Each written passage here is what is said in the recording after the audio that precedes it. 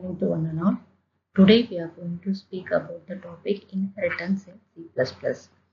In this topic, we are going to speak about inheritance and many types of the inheritance. First in the topic, what is the inheritance?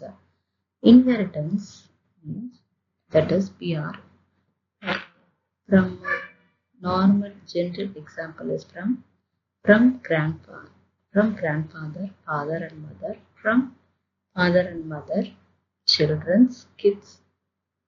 So this life cycle of the family that is inherits the characters from the grandfather to father, then father to the child. So that grandson or grandchildren inherit the properties, inherit the characters of the grandfather or grandmother.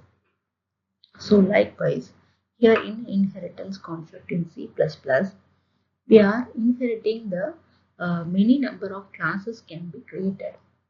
And by using inheritance concept, we can solve many problems, many complex problems by creating many classes, and we are in with the concept of the inheritance.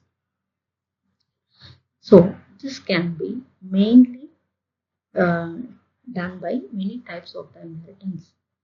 First, we can talk about the inheritance. So in the diagram, say A from grandfather to father and the child. A is a base class and intermediate class will be the B. That is, it is derived from A. After that, from B, C. So it is an derived class. So base class is an starting initial class, and intermediate will be between the base class and the derived class. What is meant by the derived? It is we are inheriting, we are deriving from one class to the another. That is a derived class. We are deriving one class from the base class. So we can talk about inheritance. The mechanism of deriving a class from another class is known as inheritance. That is, we are deriving a class from one base class. From one base class, we are deriving the derived class.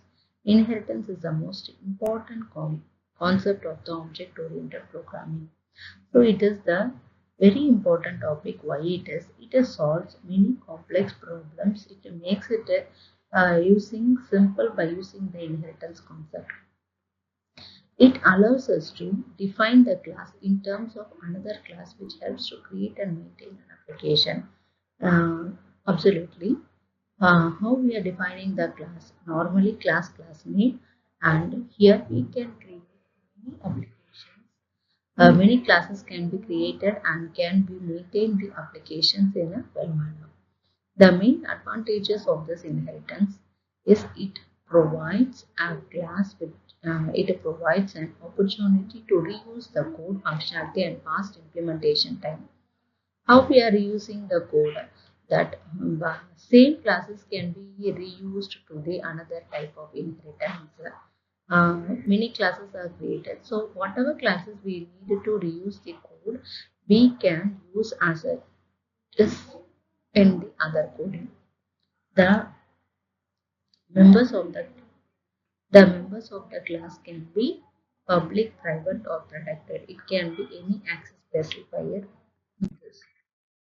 Types of inheritance. What are the types of inheritance? Single inheritance, multiple, hybrid, multi-level, and hierarchical inheritance. So these are the types of the inheritance. See, in single inheritance, we are creating base class, and from one base class, we are deriving the derived class. That's all. So class A and class B. Next, in multiple inheritance. In multiple inheritance, we have two base classes. One is class E and class B. Those two base classes can be mingled with the class C. Then hierarchical inheritance. Hierarchical inheritance is a tree-shaped structure. It is a tree-like structure. From class A, we can inherit. From class A, we can inherit many derived classes like class B, class C, class D, class E, and so on. From one class A, we can derive many classes. It is like a tree structure. Then multi-level inheritance. multi-level inheritances. Um, Here we are inheriting C. Class A is the base class. Then class B is the derived class. We are deriving from the base class A, and from the derived class we are deriving the another derived class that is known as a multi-level inheritance. Then hybrid inheritance. Hybrid inheritance is the combination of any two inheritance. We can mingle any two of inheritance concept. So here class A, it is like a what is it, from class A we are inheriting class B and class D. So this will be the concept of the hierarchical inheritance. After that, class B and class D are mingled to the class C. So this is a multiple inheritance in this concept. So, in the above types of inheritance, we can mingle any two types of inheritance. That concept is known as an hybrid inheritance. So, these are the types of the inheritance. We can see these types with the one by one concept. First is a single inheritance. What is single inheritance? It is we are deriving one class derived from the other class. That's all. We have only one class as a base class. From that base class, we are deriving only one derived class, not more than one derived class. We are deriving only one derived class, that is known as the single inheritance, single derived class. So from single base class, we are deriving only one single derived class, that is known as the single inheritance. So in represent form of inheritance where there is only one base class and one derived class. So it is not a single inheritance. So here a derived class is defined as a class derived from the base class. So what is will be the base class? First class is the base class. After that we are deriving the class, another class is derived class. This is a simple syntax. So here what we are using class derived class name. That is from base class we are deriving another class. So that class name we are giving, and any access specifier can be used to base class name. Then here is an body of the section. Simple example of the single inheritance. So we are having one base class and one derived class. So base class will be animal. What will be the functions? It will be eat and sleep. So here deriving class we are having dog, and what it is going to do? It is a simple inheritance, single inheritance example. So it can be class animal. Two functions are there as an eat and sleep function. Then how we are writing the syntax? First we have to do class dog. Dog is a derived class name, and public animal it is a base class name. Here are functions we are using. So this is a simple example. Another example in C++ program. So this is the program to just print the values of x and y. That is header file using namespace.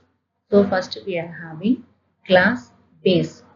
It is the base class name. Base class name. Here we are using only one variable as a member function. One variable as an x variable, and here member functions we are using as a get data. What we are doing here, just we are calling only one values x over values. So see out, enter the value of the x, and see in we are entering the values. That's all. So this is the base class functions. Next class derived. So class derived is an derived class name. So first from base class we are deriving the another class. That class name is a derived class. So this will be the syntax. So class derived colon public base. Base is a base class name. Here we are getting the values of y. In base class we are getting the values of x, and in derived class we are receiving the values of y. So here what we are doing, public void read data. So get data, read data, different function names are used here to avoid the function overloading. See out, enter the value of y. We are getting the y values. Then after that void product. Here what we are doing, product we are multiplying the x and y values. Then about main function. Main function, here we have to create the object. So with what class name we have to create the object is, that is finally Final derived class name. With that class name, you have to create the object. Final derived class name, you have to create the object name. So it is derived A is an object name. So now we are calling the all member function by using the object. We are calling the all member functions by using the object named A. So A dot get data, A dot read data, A dot product and run. So now we are entering the values of x, y and those products x and y.